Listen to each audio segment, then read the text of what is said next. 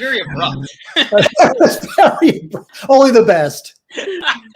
It's a whole new thing. We used to have like 5 people running this. Now it's me. So it's a little. Welcome to Stupid for Movies. We have our guest host today, Jenelle Riley. Hello. From Variety. Hi, Jenelle. Hi. Happy to be here. Usually you guys probably know, or you might know, or you should know, Jenelle is usually interviewing A-list celebrities. And here she is with me and Mark. What are you, D-list or Z? Oh, we're celebrities. X? Yeah, I'll put you on the celebrity roster. I actually sit at home and watch Pluto TV, old Carson reruns, and look at A-list celebrities from the 1970s. That's how close I get to celebrities. How about Q-list? Or does that have a bad connotation? Maybe. Yeah, you can't do Q anymore. Yeah. Q, I don't know. I'd rather not hang out around those people. So we're going to talk about the new horror film from the Foo Fighters. Weird. Studio 666. Maybe another movie that you'd recommend. But first, there's a lot going on with the Oscars, Mark. What's going on here? So as maybe you guys heard, the Academy plans to cut 8 categories from the main telecast. Those categories are editing, sound, makeup and hairstyling, original score, production design, and then 3 of the short categories: documentary short, animated short, and live action short. Now that's obviously a way to whittle down this behemoth show that tends to bore the crap out of people, especially in the younger demo. Now we can talk about Jenelle. I'm curious to get your thoughts on it. Personally, as a film critic and a movie expert, blah, blah, blah, you would think I'd be against this, but I'm kind of for the shorts. I don't really care about the documentary shorts, the animated shorts, the live action shorts. God love them. I'm sure they're very nice people and fine dancers. I'm just saying that it does bog down the show. The ones that annoy me, and you can get into this more because something interesting just happened about half an hour ago. The ones that annoy me are the original score, and editing and production design. Those annoy me. Well, original score is a murderer's row of talent. It's Hans Zimmer, Nicholas Britell, Johnny Greenwood, Alberto Iglesias, and Jermaine Franco. Like, they talk about how they want to bring new viewers to the Oscars, like cutting best score. That's your best shot right there. And I also think it's interesting that they are keeping best song, and they will probably perform all 5 nominated best songs, but not best score. So the logic is like, you can get the TV time if you came up with 5 minutes of music, but not if you did the entire score to the movie. Well, it's true. But also, if the best score nominee is going to be your Beyoncé's and your Billie Eilish's, and they're going to perform it live, and that's going to turn on the younger demo that Beyonce is showing up or Billie Eilish is showing up. So and plus it's more theatrical and it's like a little tiny mini MTV concert. I get that. I just think that what's also interesting is that when you look at something like score and production design and sound, a lot of those nominees tend to be the big tentpole films that younger viewers care about, right? And editing is often viewed as a precursor to winning Best Picture. There's a belief that they often go hand in hand. And I just personally love editing because I do not have the patience to sit and watch something more than once, let alone hundreds of times. And like, if Hank Corwin wins for editing this year for Don't Look Up, like, that's kind of huge. Like, he's one of the greats and he's never won. Like, these are actually races that I'm really invested in. And it feels like they just threw categories in a hat and kind of picked them at random. Now, I'm curious to get your thoughts on something that just dropped on Variety, which you're quite familiar with, a few minutes ago, which is that supposedly there are discussions among some members of the music branch to ask the score nominees to boycott the idea that. Yeah. What do you think that this could become some sort of a kerfluffle that the Academy, once again, and they've done it before, have to silently backtrack on? Yeah, back in 2019, they planned to cut cinematography, editing, live action short, and makeup and hairstyling from the ceremony. And there was such, a rebellion that they reversed that decision, which I think was the correct thing to do. So now this is twice the amount of categories. They had to know they were going to get some backlash. I personally have not heard anything about boycotting. That's tough because then you're also asking the people nominated to boycott. And I don't think they want to do that because it's still the Oscars. They still might win. Something that the Academy is saying is that, their speeches will be recorded and they will air in the ceremony. I just don't know if that means a 10-second clip or their full, but let's be honest, it's not the same as watching the ceremony and hearing your name called live and having your speech go out to millions of people across the world. And, what ends up happening is like somebody with a cell phone in the theater is going to spoil who the winner was. And that's true. Although I wonder if they confiscate cell phones at the Oscars. I don't know. It's a good question. I've been to the Oscars once before and they did not. They might change that this year, but I remember being kind of shocked. The Oscars. Well, I've been to the Oscars. I also remember going to the Oscars and I could not get cell phone reception in there. I don't know if it's because too many people, they turned off the Wi-Fi. So yeah, might be a moot point. First of all, my one question about the Oscars, having been to the Oscars, I just want to know, is it true that the biggest celebrity sightings at the Oscars are in the ladies' room? Oh, I would say the ladies' room or the bar. Yeah, there was a period of time where I just was sort of hanging out at the bar because it is a long show and I need to stretch my legs. And that was where everyone was kind of hanging out and talking. And honestly, kind of surprised more people don't miss their categories more often. Sure. Now, one more question before we move on to Studio 666. And I'm really only asking this question because I continue to wait for my ring light to be delivered. And I figured while I'm waiting for my ring light to be delivered, I can ask another question. And that question would be, it seems obvious to me that all these changes really stem from the same issue, which is that last year's Oscars were the lowest rated ever. And you really have to grade on a COVID curve for that. Yeah. But even given that, the ratings for the Oscars keep going down, down, down. And the idea is to slash what they consider to be just some of the fat off the show is going to make people less likely to tune out or even want to tune in. The question becomes, I think that the Oscars are the way they are because they have that gloss, right? They're the top of the mountain. And if they were to sort of make it too short or too silly or give Ricky Gervais a chance to just rip the crap out of everybody, then the Oscars are going to lose that sort of high gloss shine that makes the Oscars so special. What do you think that the Oscars can possibly do? Maybe cutting these categories is the answer. What do you think they could possibly do to bring in more audiences, or do they care? Maybe the show is the show and either watch it or don't.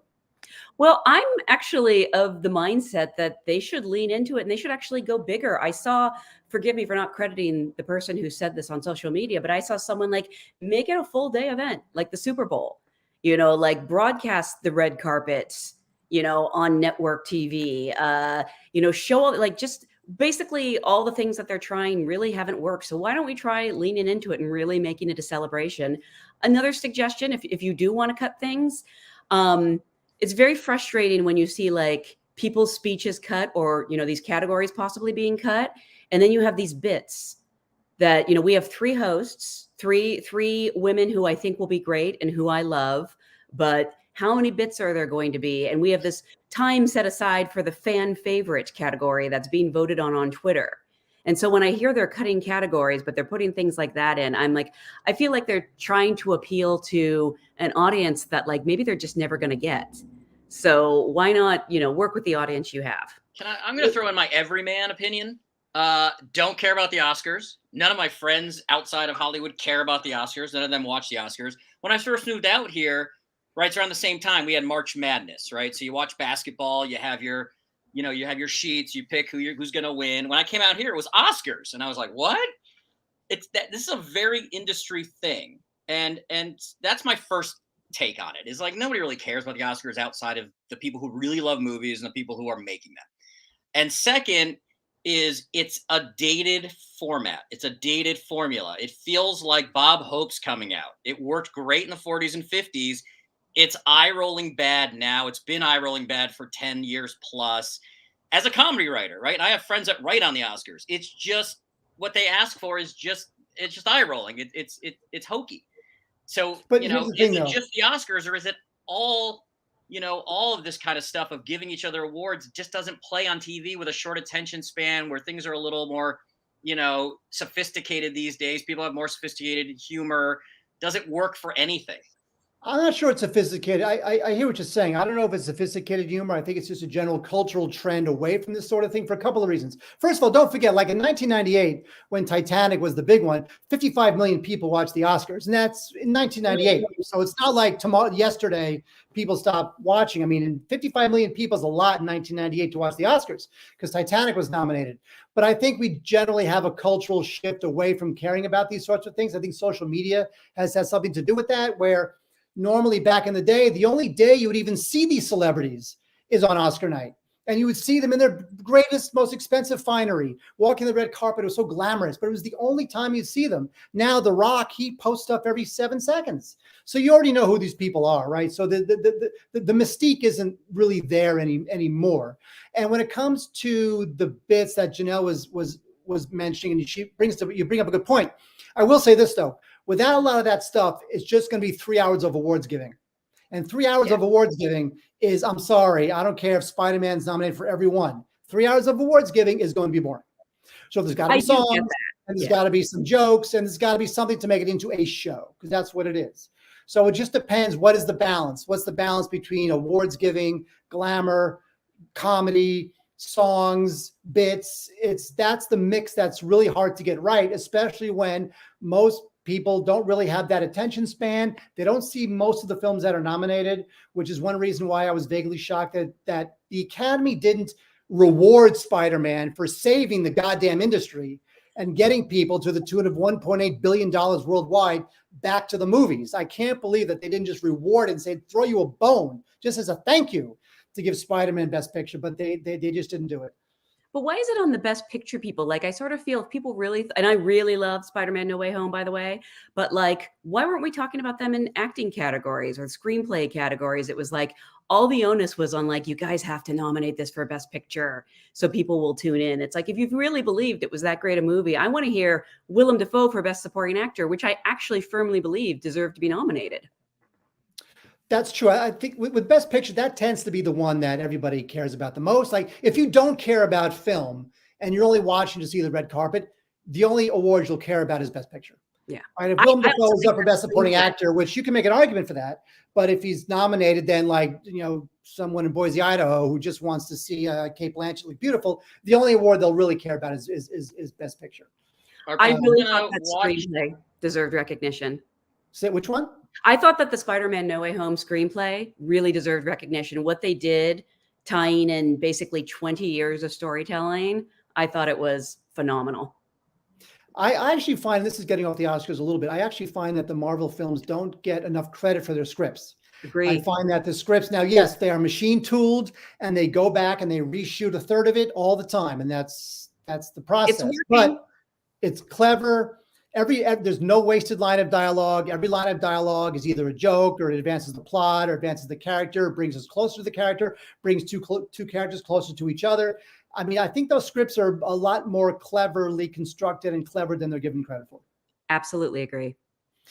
So here's the thing: if it's Power of the Dog and it's Jane Campion, it's going to be another crappy awards show. I will say this though, and maybe I shouldn't say this. Look. I love Amy Schumer. The kids love Amy Schumer. We all love Amy Schumer. 2022, Amy Schumer hosting the Oscars. I don't know. Not buying it. I love Regina King. Regina King is the best. She's awesome. She can everything, whatever. Whatever she does. Correct. It's all good. But Amy Schumer, I feel like there's got to be a fresher female voice out there than her. Well, I wonder if that's part of the appeal. If they're like, we haven't heard from Amy Schumer for a little while, so let's bring her back in a big way. I'm really excited about it. I love all three of them. So, I know it'll at least be funny. Fingers all right, crossed. It's time now to go. Hold on. See, now I have to adjust. Studio 666. Wow. I am so excited to talk about this movie. So go ahead. Well, that makes one of us. Well, first, I have to explain that I know nothing about music because my brain is just full of movie trivia. So several years ago, I was at a party and they had like a little taco truck. And I was at the truck talking to this guy about like the best tacos in LA. And it was like really nice guy, 5-minute conversation. I walked away and all my friends ran over and said, what were you talking to Dave Grohl about? I didn't know who Dave Grohl was. I'd obviously heard the name. I'm literally terrible with musicians. I am. Of course, after that, I started seeing him everywhere because once you recognize someone, like he was in the Muppet movie and some other stuff, and I'm always like, oh, that's the guy who like really loves tacos. So other than Dave Grohl, I didn't really know anything about the Foo Fighters or who most of the people were in this movie. And, so maybe I'm not the audience, but this is a really, really stupid movie that I had a lot of fun watching. I laughed out loud in several places. And I think Dave Grohl is a really good actor. Yeah, I was not. I was not that pleased with it. I'll tell you why. I think the entire film is predicated on the idea that David Grohl is camera friendly. That's the whole thing. If David Grohl was not camera friendly, I think the whole thing would fall apart. He's terrific. He's very likable. He's very natural. As an actor, as an actor and musician, he's fine. I think he's terrific. The problem with the film is that, in the broad strokes, in terms of whether you want to stream it or watch it or not, it's way too long. It's an hour and 45 minutes. And really after an hour, you're like, okay, what's happening? I get it. There's a bunch so what happens is in the film, the Foo Fighters are trying to find the appropriate place to record their 10th album. They want to record it in some sort of a house or a castle, which according to them is what Led Zeppelin did. They went to a castle in Europe and recorded one of their classic albums. So they want to recreate that vibe and record their 10th album in some sort of a castle or giant home. Well, a real estate agent finds them this giant home in Encino. And it turns out that the home is haunted, and eventually Dave Grohl becomes possessed. And so what I thought was interesting about the film at the beginning is that they started with a very gruesome murder. Yes. And I like the fact that murder was so gruesome because it sort of puts you on edge. They're like, okay, anything can happen in this movie. They're not going to soft pedal that. So I have to pay attention. So I thought that was clever. And so then the band arrives and then strange things start to happen. And Whitney Cummings shows up. Will Forte shows up as a delivery man. There's a lot of little C-list cameos that are fine. But I think ultimately the issue is what normally would have seemed like a complete vanity project. Because he's so likable, it just comes across as just kind of just indulgent and just really the ultimate sin is it was boring. It was not as funny as it should have been, not as scary as it should have been. It was sort of right there in the middle. And in the end, it just went on way, way too long. I mean, I think that there are movies like Tenacious D. Their movies are funny. Or they could go totally cheesy, like, Kiss Meets the Phantom of the Park, which is super funny. Or even something like Thriller. Even if, frankly, I kept watching this movie thinking it should just been Thriller. Wait a minute. It should have been a Saturday Night Live sketch. Have you wouldn't- watched Kiss Meets the Phantom of the Park lately? It's awful. It's awful, but it's awful in the best way. It's not. Look, I was a huge Kiss fan. I actually recorded it on cassette tape when it originally aired. Like they have VHS, right? Yeah. So it was the worst thing ever. And we tried to watch it again recently. It's worse. So at least this was watchable, or you're saying this was as unwatchable? It has 20 different endings. Like it just keeps going on. And it is too long. I think at 80 minutes, this would have been perfect because I was with it really for the first hour. Is it me or are all movies long right now? Right. So we're watching movies outside lately, right? That's what we're doing at my house. We watch. Everyone seems to be 2-3 hours, and we're like getting colder and colder and going, this is miserable. Well, you're watching Oscar screeners. Those are all going to be long.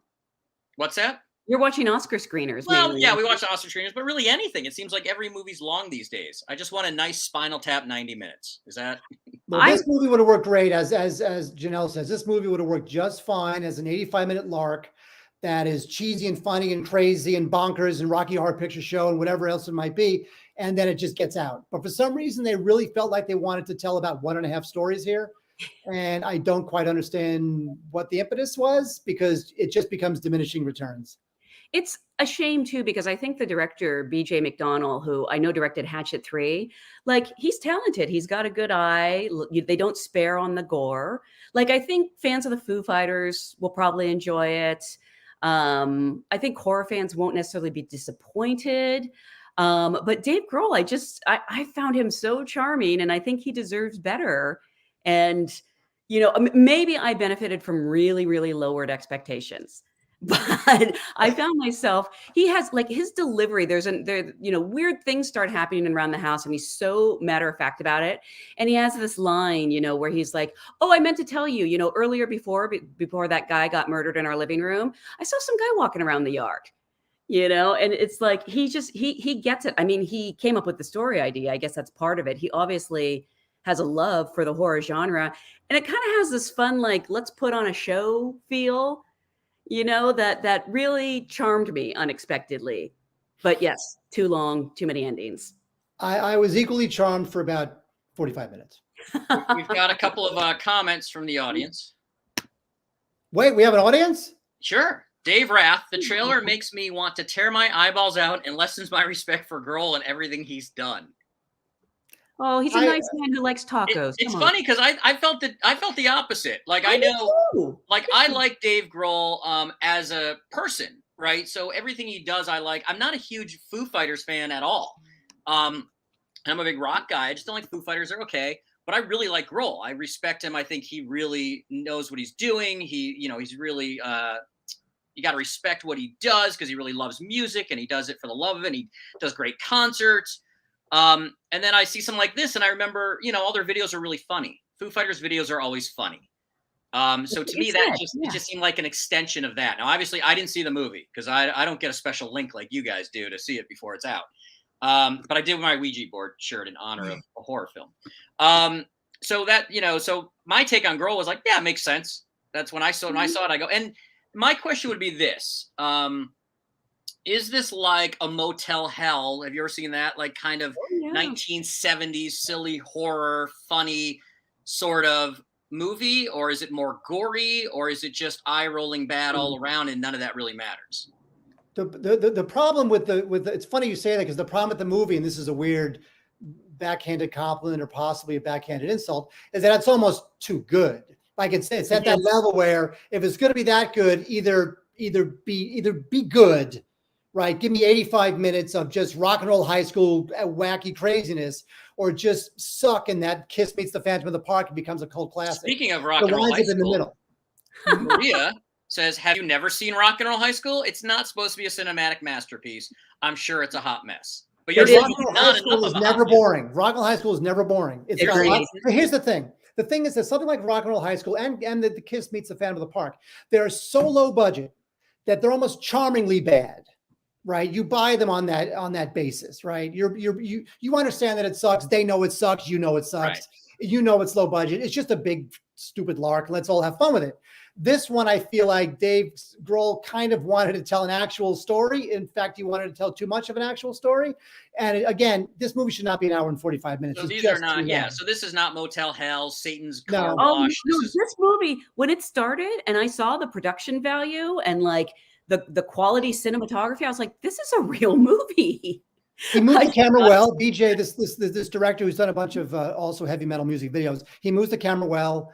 I think the problem also is that instead of just being gory, if it was just gory, that's okay. But I think what also bogged it down is that not only was it gory, but there was a bit of a supernatural element as well, where you saw these ghosts that with the red eyes and they're poofing into black smoke, and that's not gore, right? If it was just like Foo Fighters meets the Texas Chainsaw Massacre, I get that. But it's got to be that, and it has to be a supernatural, ghost floating around kind of a movie. And that's another reason why it was just too much, right? They should have really just focused in on one aspect of that story that they wanted to tell, which is just the horror stuff, and just really just focus in on that. I mean, there's a scene of the movie where like Dave Grohl, who again, I like him personally. I'm a big Foo Fighters fan, the whole 9 yards. There's a scene in the movie, and Janelle, you'll remember this. He goes down into the basement and he finds the tape recorder, the reel-to-reel. And that thing just goes on for 7 minutes. It's a long scene. You're like, come on, man. I mean, there are scenes where like, I remember there was even a shot where, and this is just a random shot, but it gives you a sense of why things are too long. There's a shot in the movie where Dave Grohl requests that the band members give him their cell phones, right? Because he wants to take their cell phones away. So what you see one band member give him the cell phone, then the second one, then the third one, then the fourth one, then the fifth one, The value You of do one, you get it. Everybody gave it up, and you do one, and you cut away. You get that the other 5 did it also. If you This show is the all value of 75 editing. band members, it's too much.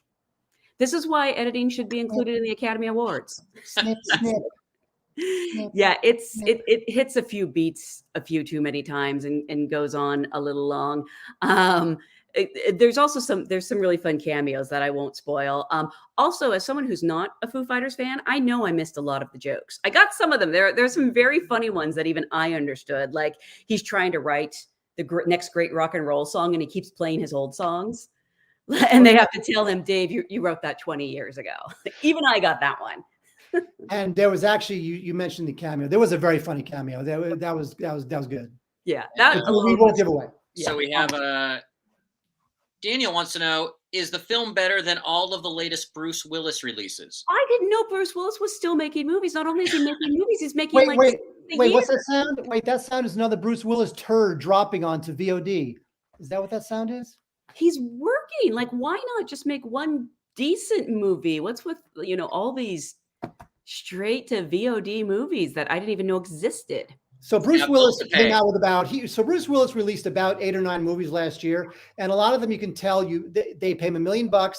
He shows up for 5 days, takes his money, and then goes to the next one. And even more than someone like De Niro, who used to do, not as much anymore, but through a lot of the 90s and the early aughts, did every third movie out there. Occasionally he would do something decent. Even Nicolas Cage with like Mandy and Color Out of Mind, the horror movie, he will occasionally stumble upon a good movie. But Bruce Willis has just destroyed his legacy completely with this garbage. And there's some talk about why that's happening, where he may not be totally in control of his career, and there might be other issues there, and which would be very sad because I love Bruce Willis. But essentially, I don't know that he would even luck into a good film at this point. He has so destroyed his legacy, as opposed to De Niro or Nicolas Cage, who occasionally will make a good film. Well, they also seem to care. Like, from what I've heard, I haven't seen any of these Bruce Willis movies, but he just does not care. And, I went to see him. He did Broadway a few years ago. He appeared in Misery, and nobody does Broadway for the money. Like, I thought he wanted to do Broadway, wanted to be a real actor. And by the way, I thought his performance was fine, but he was completely overshadowed by Laurie Metcalf playing Annie Wilkes.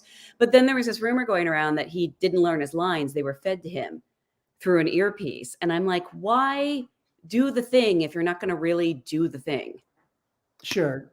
Look, that's especially a guy who has no demonstrable theater training, at least in the last 30, 40 years, to do something like that. You got to respect that. Yeah.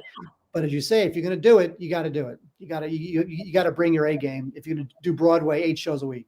All right. So Studio 666 are, Jenelle, you saying it was fun to watch. I really had fun, and I think Dave Grohl is a movie star and should continue his acting. You see so many musicians who try to transition into acting, and vice versa, honestly. And he's an actor. Like, he has a really, really charming presence. I really enjoyed him.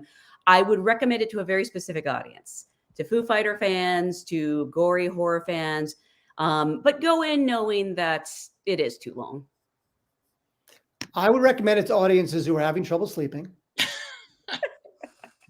And for 45 minutes, you'll be like, Mark, this thing's great. What do you mean having trouble sleeping? Yes. Then by about minute 46, you'll be like, oh, is he still in that basement? Oh my God. So many people warned me about that because I had friends who had seen it, and I was like, I'm actually really enjoying this. And they're like, get back to me in an hour. So you're saying do not show this movie in my backyard when it's 50 degrees out and it's cold. Oh my God, no. Absolutely Elaine says Dave Grohl's biceps are a movie star. Keeps his shirt on the whole time, I think. He does keep his shirt on, which I'm fine with, to be honest. But look, nothing will diminish my love of Dave Grohl. I don't care. I'm just saying this particular movie, it never really goes for broke enough. It never becomes either cheesy enough or funny enough or scary enough. It's right there at that line where it's really neither fish nor fowl, and it's 20 minutes too long. That's a good joke. Is it ever long? That's the name of a song. I didn't know that, but I got it. Good joke, Daniel Buckley. All right, so we managed to talk about Studio 666 for about 666 minutes. What should we watch instead? Opening this weekend is Cyrano, which I had hoped would be a serious contender in the Oscar race. It had a limited release. I love films by Joe Wright. He did the best Pride and Prejudice. He did Atonement. Peter Dinklage as Cyrano. I've had several people say that, they don't like that Cyrano doesn't have a big dopey nose. And that's not what Cyrano is about. It's obviously a metaphor for so many things. It's a musical. I really like the music. People who do not like musicals were sort of put off by that, but I actually went and got the soundtrack, which I never do. I did it twice last year. I did it for Annette and Cyrano, and that's basically all I listen to now. I think it's really charming. It's a lush, beautiful production. The whole cast is great. Kelvin Harrison Jr. is one of the best Christians I've ever seen, because honestly, Roxanne and Christian can come off as real jerks in any adaptations of Cyrano de Bergerac, and I really liked both of them here. I agree. I liked it a lot too. Joe Wright can be real maximalist. Wright can be real maximalist, but I feel like the way he moves the camera, and there's a busy scene, but he kind of moves it through the extras and the animals and the people and the costumes, and he makes everything just very lush and beautiful to look at. And I like the music too. Dinklage is very charismatic. I thought it was terrific too. Now, of course, I do have to, because I'm old, I do have to recommend the Steve Martin take on Roxanne. Of course, Roxanne is, and also the other half, which is the sort of the queer teenage adaptation by Alice Wu, now on Netflix. All great. And also, but if you do see this Cyrano, you get to hear Ben Mendelsohn sing. Huge Ben Mendelsohn fan. Me too. Love that guy. I remember seeing him in Animal Kingdom. That's where I kind of first sort of discovered him. I think everyone kind of discovered him, at least stateside, with Animal Kingdom. Great movie. And then I've just followed him. He's awesome. And he's awesome in this. He's awesome in everything, because he's Ben Mendelsohn. I concur. This meeting of the Ben Mendelsohn Appreciation Society is now closed. I hear that it's a musical, and I will not be watching it in my backyard. Oh, yes. However, you will watch Kiss and the Phantom of the Park in your backyard. And no, I'll never watch that again.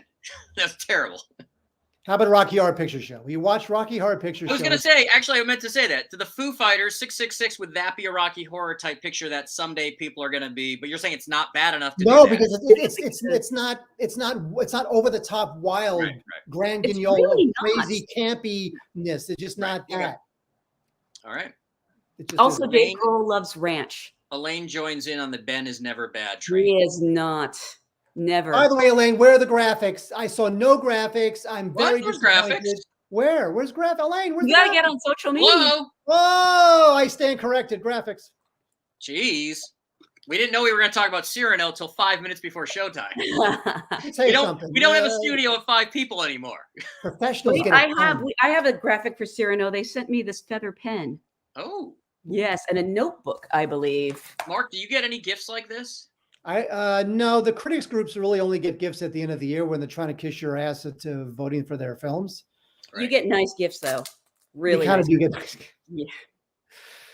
We get these big coffee table books. They're really intense. In fact, the computer right now, Mike, should I lift up my computer? Okay. I got this a couple years ago.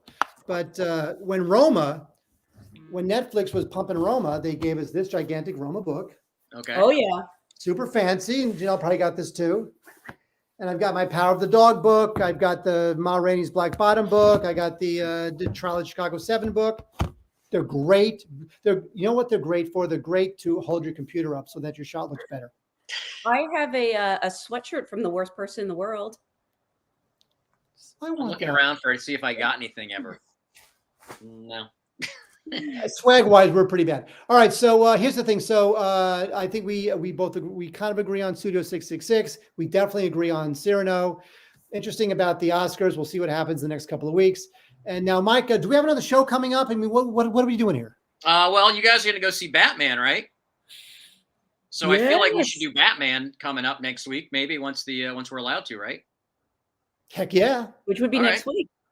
Stay tuned for Batman. And maybe we should bring back Buy, Rent, or Burn with different names, which essentially is the audience pitches out a movie and you guys, quick lightning round, say whether they should see it or not. Ooh, I like that. So it's a streaming thing or now. Not is, why don't we? When we were originally doing it, it was Buy, Rent, or Burn, which is buy it, rent it, or burn it illegally. None of those exist anymore. So now it's Stream, Redbox. Stream. Why don't we give it up to the viewers, to our fans, to name this segment? All right. Well, this guy he's already got a jump he wants for next week. Go ahead, answer it now. The King's Man. Worth seeing. Burn. Burn. The first one was the greatest. The second one was the worst. I forgot there was a second one. Say again? I forgot there was a second one until you said it just now. It was awful. This one is like in the middle, but really, I would rather rewatch the first one 2 more times than watch the 2 sequels. All right. So fan base, you guys can come up with a new buy, rent, or burn name, and we'll be back probably next week. We'll announce when on Facebook to talk about Batman or anything else we might have seen. Janelle, everybody, yeah. Thank you, Janelle, for joining. Have a good night, everybody. I don't have an out now. I don't have any graphics. Hold on, wait. I'll go to this graphic. Here. No one Ready? claps for Mark. No one claps for Mark. I clap for Janelle. Yay, Mark. Yay, Mark. Too late. Bye-bye.